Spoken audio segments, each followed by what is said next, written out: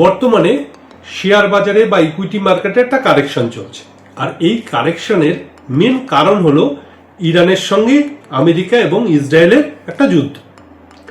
Middle east যেটা রয়েছে সেটা গ্লোবালি এনার্জি যে সাপ্লাই হয় তার 40% কন্ট্রিবিউট করে, আর এই ওয়েল অ্যান্ড গ্যাসের যে ক্রাইসিস উঠে এসছে ডিউ টু দিস ওয়ার, তাতেই এই প্রবলেমগুলো তৈরি হচ্ছে।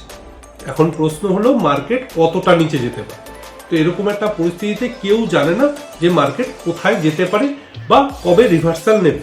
প্রথমত এটা একটা ম্যানমেড ডিজাস্টার, আমেরিকা অ্যাটাক করেছে, তাই জন্যই প্রবলেমটা তৈরি হয়েছে। তো এরকম পরিস্থিতিতে যদি আজকে রাত্রে বা আগামীকাল সকালে ডোনাল্ড ট্রাম্প এসে বলে যে না আমাদের সঙ্গে ইরানের ডিল হয়ে গিয়েছে, তাহলে মুহূর্তেই মার্কেট ঘুরে দাঁড়ায়।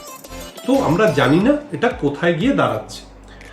আর এরকম একটা সময় টেকনিক্যাল চার্টে সাপোর্ট আর রেজিস্ট্যান্সগুলো কাজ করে, কারণ পুরোটাই এখন নিউজ সেন্সিটিভ। ফান্ডামেন্টালি কোন স্টক ভালো বা কোন ধরনের ক্যাটাগরির ফান্ড ভালো সেগুলো এখন ইম্পর্টেন্ট না।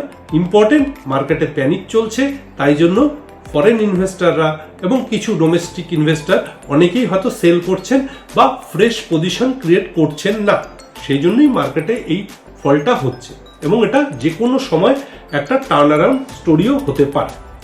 তো এরকম একটা পরিস্থিতিতে কি করা উচিত? এরকম পরিস্থিতিতে কি করব সেটা অনেকগুলো বিষয়ের উপর নির্ভর করে। প্রথমত, এরকম পরিস্থিতি কি প্রথম এসছে? একদম না, মাঝে মাঝেই হয়। যেরকম আমাদের জীবনে ভালো অবস্থা খারাপ অবস্থা আসে, সেরকম স্টক মার্কেটেও ভালো অবস্থা খারাপ অবস্থা আসে। এটা একটা ক্রাইসিস সিচুয়েশন। ঠিক এক্স্যাক্টলি এই জিনিসটা না হলেও বিভিন্ন রকম ক্রাইসিস সিচুয়েশন বিভিন্ন সময় হয় এবং তারপরে যখন পরিস্থিতি স্বাভাবিক হয় মার্কেট আবার ঘুরে দাঁড়ায়। তো এক্ষেত্রে দুটো রকম জিনিস করা যেতে পারে। একটা, যার কাছে ফান্ড রয়েছে সে ফার্দার ইনভেস্টমেন্টের কথা ভাবতে পারে। হ্যাঁ, প্রশ্ন হচ্ছে যদি সেটা ইমার্জেন্সি ফান্ড হয় অথবা শর্ট টার্মে ফান্ডটার কোনো রিকোয়ারমেন্ট থেকে থাকে, সেই ফান্ড কিন্তু ডিপ্লয় করা যাবে। কিন্তু যদি কারো কাছে এক্সেস ফান্ড থাকে সে ইনভেস্ট করতেই পারে। যার এসআইপি চলছে সে এসআইপি কন্টিনিউ করতে পারে। আর যার কাছে ফ্রেশ ফান্ড নেই দেওয়ার মতো, তার জন্য ভালো উপায় হচ্ছে মার্কেট থেকে একটু দূরে থাকা, বেশি না দেখা। কারণ বেশি দেখলেই প্যানিক হবে, ব্লাড প্রেশার বাড়বে, লাভের লাভ কিছুই হবে না। মার্কেট নিজের ফ্লোতে চলে এবং এই ফ্লোতে একটা সময় এই পরিস্থিতি বা এই যে খারাপ পরিস্থিতি সেটা কাটিয়ে উঠবে এবং মার্কেটের নিজের জায়গায় ফিরে যাবে। সেটা নিয়ে কোনো সমস্যার কারণ নেই।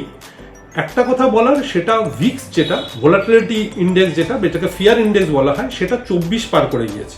প্রচুর হাই ভিক্স। এই সময় বড় বড় মুভমেন্ট হয়, মানে এক্ষেত্রে 500,000 পয়েন্ট একদিনে কমে যাওয়া বা 500,000 পয়েন্ট একদিনে বেড়ে যাওয়া কোনোটাই অস্বাভাবিক না। তো সেই ভেবে লং টার্মের কথা চিন্তা করে ইনভেস্টমেন্ট করা যেতে পারে। আর যারা ট্রেডিং করেন তাদের জন্য ওভারনাইট পজিশন না ক্যারি ফরওয়ার্ড করাই ভালো। আর যদি করতেই হয় তাহলে প্রপার হেজ মেনটেন করে করা উচিত। Naked position overnight carry forward করা একদম যুক্তিযুক্ত কাজ হবে না। আর যেটা বললাম, ভিক্স যেহেতু বেশি, অপশনসের প্রিমিয়াম প্রচুর বেশি। সো যেই মাত্র একটা ডিল হবে বা জিনিসটা কুল অফ হবে, সঙ্গে সঙ্গে কিন্তু ভিক্স ড্রপ করবে এবং অপশনের প্রিমিয়াম পড়ে যাবে। অর্থাৎ মার্কেট এক জায়গায় থাকলেও অপশনগুলোর ভ্যালু কিন্তু কমে যাবে। তো সেটা মাথায় রেখে তারপর ট্রেড করবে। Mutual fund, share trading, SIF বা যে কোনো ইনভেস্টমেন্টের ব্যাপারে যদি কোনো প্রশ্ন থেকে থাকে আমাকে ফোন করতে পারেন বা আমার অফিসে এসে আপনার সঙ্গে যোগাযোগ করতে পারেন, অথবা আমাদের টিম মেম্বারদের সঙ্গেও ফোন করে কথা বলে নিতে পারেন।